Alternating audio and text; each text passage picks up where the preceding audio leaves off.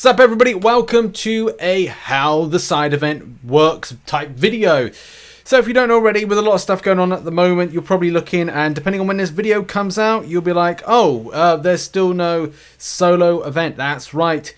Does anybody know when it's coming back? I don't know. Kabam, be kabam, and everything's broken. So at the end of the day, first of all, you go into your inbox and you see you get a compass, okay?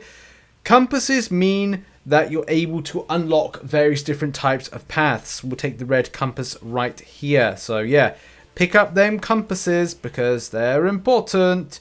The other thing is that as you go through your objectives, you can pick up other compasses as well. You've got a brown compass that makes me my pants and stuff, but the other colors of compasses as well, you click on them and it'll say stuff like use to unlock path in quest 1 of the journey, blah blah blah blah blah. Essentially these compasses will be like, okay, hello week 1, I've done there's all the compasses, or there's all the quest 1 stuff, that's all done. Then there's going to be a quest 2, there's going to be a quest 3, there's going to be a quest 4, as per what I gather from the information. But the next thing, you're probably wondering, well, there's going to be more quests, and you be very much correct in that. So this one that's gone live is called Jungle, which, you know, if you look back, we go back to the other screen there, it says there, Journey to Savage Land, Jungle, okay? So that means that there's some more.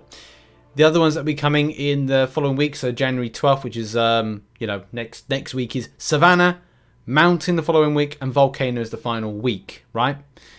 And all those compasses, as it says here, do unlock different things. All of these are got from various different things, from doing from inbox stuff. So you'll get stuff in the inboxes. We've got the red compass today. We're getting the dark blue one next week. We've then got the black one, which is coming in on the 26th of January 2022. And then Cavalier Up only is the platinum compass. So there's various different types of coloured compasses.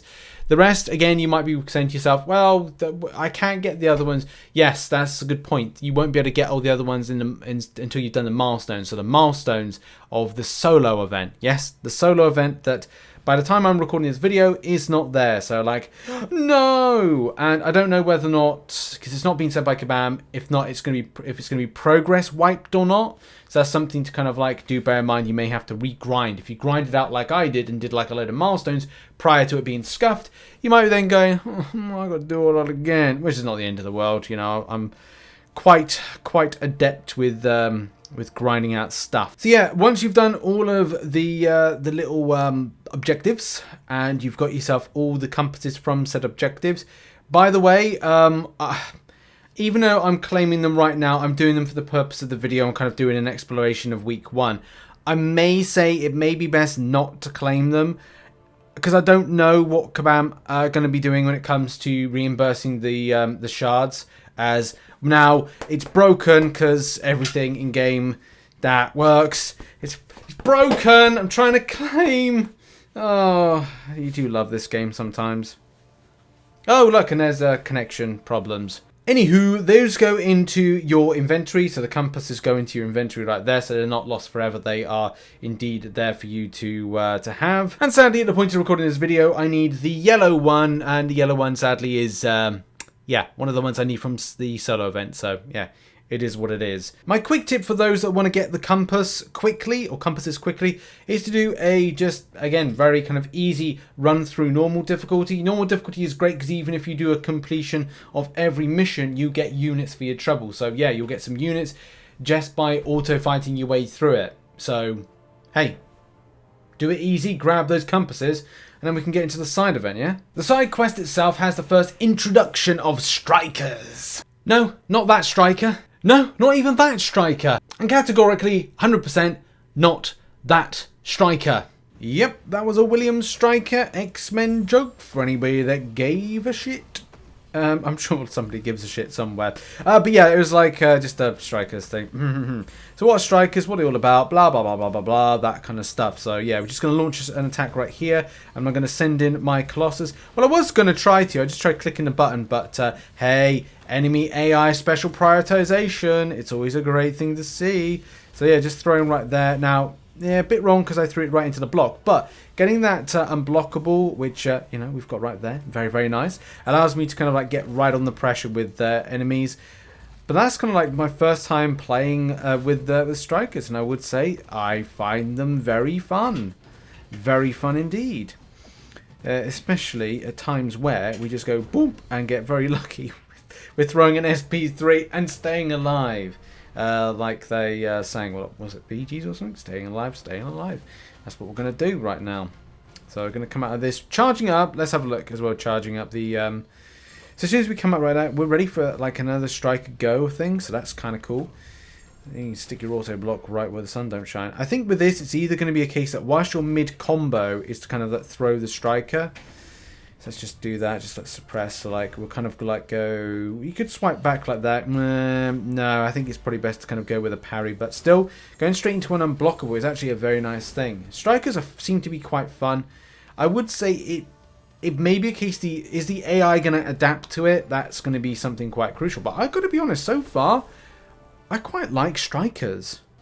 Now down the line, it may be kind of appropriate to do more of a dissection. I have found a few issues with it, especially when it comes to unblockable, the unblockable buff, because a lot of the times where the AI kind of responds with a special attack, it's kind of like as soon as the striker has done their bit and done their kind of like their fight sequence, then it seems like the enemy counters with a special attack, and it's like, well, that goes a little bit farther and beyond. It's like not strike into block, but strike into enemy countered by special, and a lot of the time, like reacting to that quickly coming out of that animation is a little bit disappointing. One of the big major questions would be like, when's the best time to throw a striker? Well, I personally like to do that, where I kind of swipe back and let the enemies kind of come to me. At times then coming back in on the intercept, knowing I've got the unblockable, because this particular round we've got the Colossus that is unblockable, or it gives you the unblockable buff, which I do rate. I think it's pretty cool. Timing is essential, and I have noticed a little bit of time with the enemy AI. It seems to be as soon as you finish the striker's animation, you seem to be very much sort of affected by the way that it kind of moves and responds. Like as soon as it would end there, then sometimes the enemy AI has been just complete ass when it comes to like its movements, its processes. It's been coming too aggressively at you. I am doing oscillate at the moment, but that's on some of the other base content. It has been doing exactly that. But yeah, sometimes it's been good, sometimes it's been bad, sometimes it's just been, yeah, the usual scuff. But it's always a bit of hit and miss when it comes to this a lot of the time. So a lot of times I'm kind of swiping back and throwing just to kind of like get the process and then build up on things as well. It just seems to work well for me. Or go into a parry and throw it like, or in the 5-hit combo. I've noticed sometimes to ending a 5-hit combo that the enemy AI is then snapped out as soon as I've clicked on the strikers tab or strikers button. So, you know, do bear in mind when is the best time to throw it. It might be when you're intercepting. It might be when you're kind of like dashing back, counter with striker. Oh my god, that's a new kind of thing, isn't it?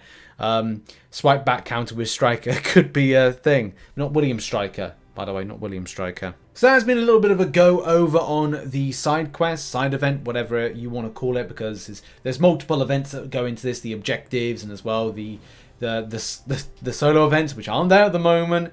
So yeah, do look out for that, because we will have them back at some stage. You know, Kabam have to kind of like put them back out again. Yeah, so it's like it could be a case that comes back today, could come back tomorrow. I don't really know. Kabam are working on it. And we can see right there with the compasses, it looks like they go like as soon as you've gone down the path. It's like, well, they had a red one right there. What's happened to that? Has that gone for good? Well, I need that again. You might need it again, but I would say like do check your inventory to kind of like just double check that one or many have not been removed. I mean, those look like all the ones that I had a moment ago, and then some. So do kind of be vigilant about that. I think it's going to be, you know, pretty much fine when as soon as you go through one of them. That you know, you can go through multiple. If there's another red that comes up, there's another red. But I just don't think that matches up on the paths that Kabam have kind of like advertised to go on, especially from like, you know, what it is here with the red one. So quest one, path 1. But you can see like I've already technically gone through the red gate, so to speak, and the other one, which is path 2, which is the blue. And just checking my inventory just to make sure they've kind of like, have they gone?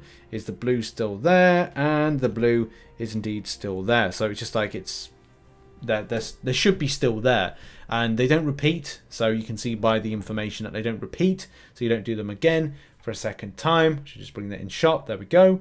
So yeah, that's pretty much it when it comes to like how these side events work. I think it's a little bit more straightforward than before. Doing an event quest clear of lower difficulty like normal is pretty beneficial, and still I'm gonna have to put in a separate video, like a quick tip guide type video on the X-Men solo events, because there are some like really cheesy things to use, but there's no point me kind of like going to explain it if they go, well, it's not there, so it's like there's no point. So that's safe for another video, probably tomorrow when it comes back. I'll probably do like a quick guide of how to like smash through the milestones. They may have progress reset, don't know 100% what's going on with that one, but yeah, I just wanted to do a little video. I'm probably going to make my next video a video about strikers, a little bit more in depth, because in this video I've kind of skimmed past them. But that's been it. Thank you very much for watching. Check out some other content that is located on screen right now, and keep up to date with stuff on the channel as we drop loads and loads of content today. Have a good one, and we'll be doing some Cavalier difficulty stuff between now and tomorrow, so stay tuned for that. Appreciate you, much love, good night, God bless.